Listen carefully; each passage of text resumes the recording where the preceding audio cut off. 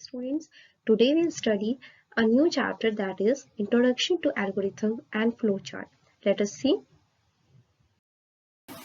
Introduction to Algorithm and Flowchart. In this chapter, students will study regarding algorithm, properties of algorithm, types of algorithm, flowchart symbols, general rules for making flowcharts, and advantages and disadvantages of algorithm and flowchart. Let us see.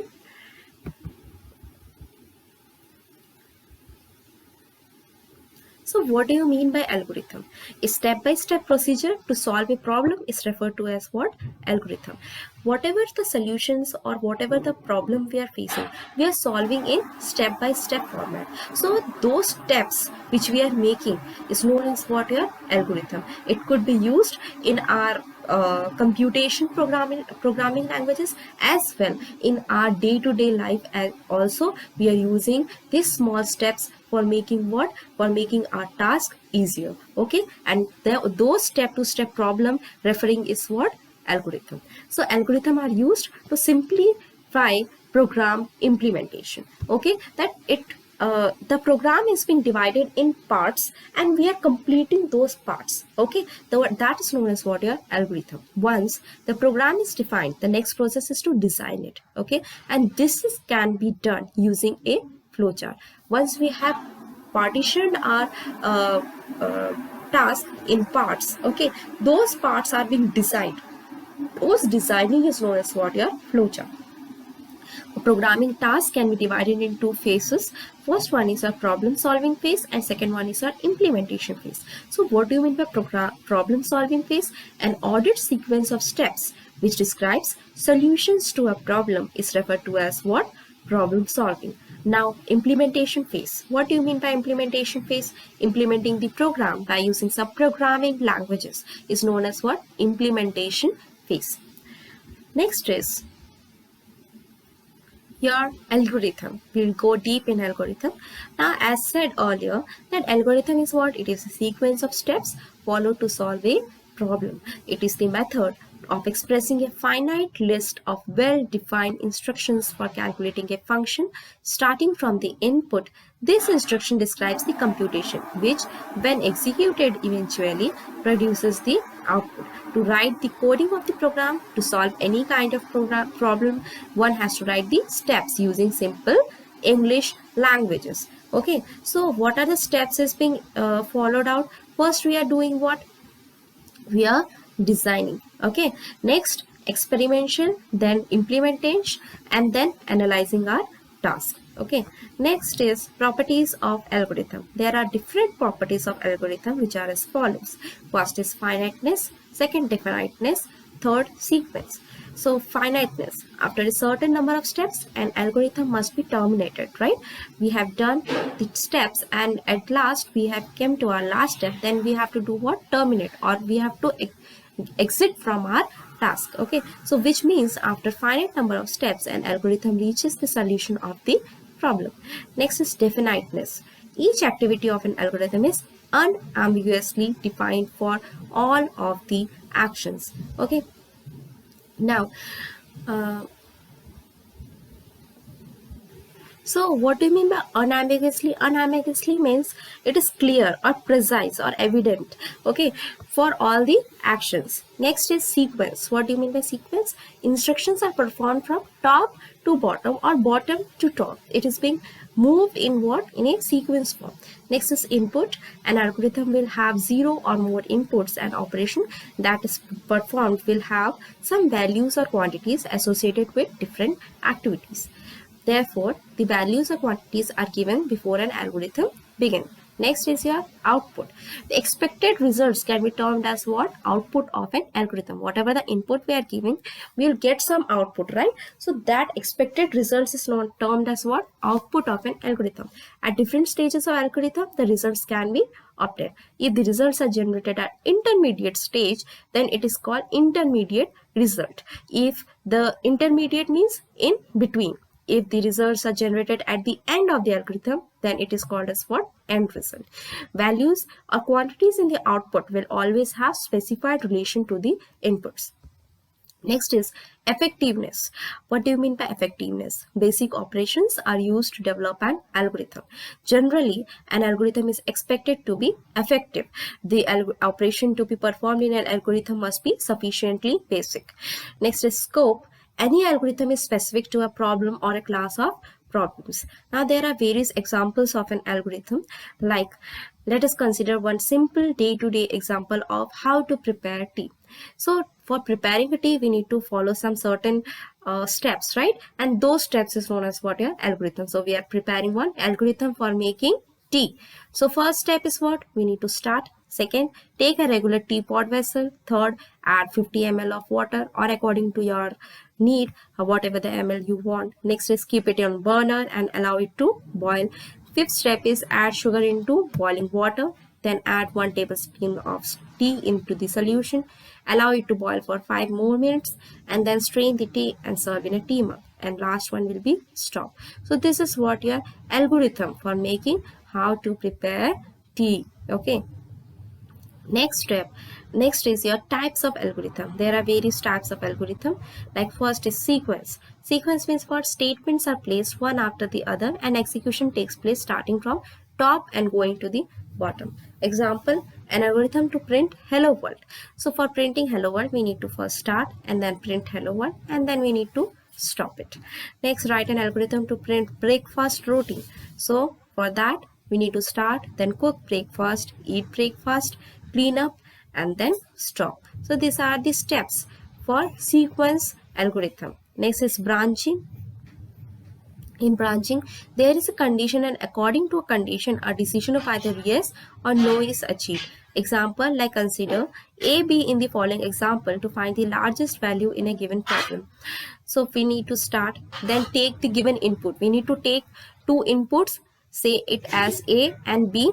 Check if, like I have taken the A input as 10 and B input as 20. So if it will check if A is greater than B, then go to step 5. Okay, I'm taking A as 20 and B as 10. Okay, so A is 20, 20 is greater than 10, so it will go to step 5, that print A is largest. Okay, then it will again check that B is greater than A and I have taken B as what? 10 and A as what? 20. So 10 is if 10 is, it will check that 10 is greater than 20, so it will as it is false, so it will move to step 6, that print B is largest.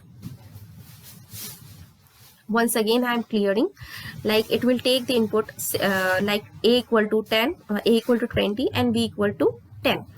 Now it will check 20 is greater than A, like in A we have stored A value as 20 and B value as 10. So it will check that 20 is greater than 10, so it will go to step 5, A like A is largest. And if I have set A equal to 10 and B equal to 20, so it will check like 20 is greater than A. In step 4 it will check B is equal to 20 and A equal to 10, so it will check like 20 is greater than 10. So if it is true, then it will move to step 6, that print B is largest. After doing this, it will stop and it will terminate their program. Next is an algorithm to check whether the given number is even or odd. So for that we need to start and then input value and store it in A. Like I have inputted the value A as what? 20. Okay, so it will check that A divided by 2 equal to 0. So it will check like 20 divided by like I am storing A is equals to 2. Okay, so it will check A equal to 2. Okay, so 2 divided by 2 equal to 0. So it will, if yes, then we'll find what? Step 4, like print the value is odd or what. Okay, so it will do accordingly. Okay, like if 2 by 2 is 0, so it will move to step 5, like it is even. Okay, and if it is not, then it will go to odd value. Next is loop. There is condition, according to a conditional decision of if then is used. Okay, so for that what happens, an algorithm to print all natural numbers. So see here, it will start, then store a number in n, store the value of 1 in I, and the value of I will be checked. Okay, if I is greater than less than or equal to n, then value of step 5. Step 5 is what? Print I, or else go to step 8. So suppose any number is n, I am giving it as 8, on okay, I am giving it as 5, so it will check 1 is less than or equal to 5, it is true, so it will print. Then 2, it will check 2 is less than equal to 5, it will check. Then again 3, then 4 and 5 also. Then it comes to 6. If 6 is less than equal to 5, so it is no, wrong, so it will go to step 8 and it will terminate. Okay, so this is all about looping. It will move, it will repeatedly, it will change the task. Okay, next is flowcharts. Steps in algorithm can be represented pictorially, okay, using flowcharts. These flowcharts can later be converted into a program code. So flowchart is a visual representation of the flow of data through processing system. By this, it means that by seeing the flowchart, we can know the sequence of the task being performed. A flowchart can be terminated as the blueprint of a design to solve a problem. Basically, the flowchart is what? It is a visual representation of the flow of data through processing their system. Okay, or we can say the pictorial representation. So there are various symbols being used, like for starting and stopping we use this beginning and ending points in a sequence. Okay, this symbol is used, start or stop. Then process, the rectangular symbol, and instruction is being given in process. In decision, the diamond shape is used. Either we can give yes or no, for that usage we use. Next, input or output, the parallelogram symbol is being used, like input or output. For input, data received by computer, and output, data sent for a computer. Next, connector, for connecting from one point to another, we use the circle symbol, and direction, we give the arrows. Connect the symbols in different directions. Okay, there are various general rules for making the flowcharts. Like flowchart follows a top to bottom approach.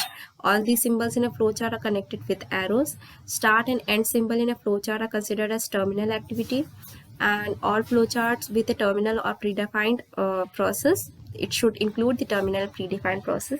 All flowcharts end with a terminal and continuous loop. Then the decision symbols can have more than one exit point, and breaks in the flowcharts are connected with connectors. Okay, next is examples of flowchart, like to print hello world. See, we'll start it, then instruction is being given in print hello world, and then we'll terminate it as what? Stop. Okay, flowchart to print all the natural numbers till n. For that, we'll do what? We'll start, then we'll give the instruction as enter any get natural number or get n, then I is less than equal to 1, and then loop will be occurred. Then it will analyze it. If the situation gets agreed, then it will move to yes, and if not, then it will again go to loop. It will follow this step, and then it will terminate. Next is your next example will be how to prepare a cup of tea. Like here also it has been written, it will start, and then this follow instruction will be happen, and then the decision is being given. If yes, then the next process will be go on, and if no, then it will move to the previous instruction. It will again follow these steps and then move to the decision. If yes, then it will come to the next step and then stop.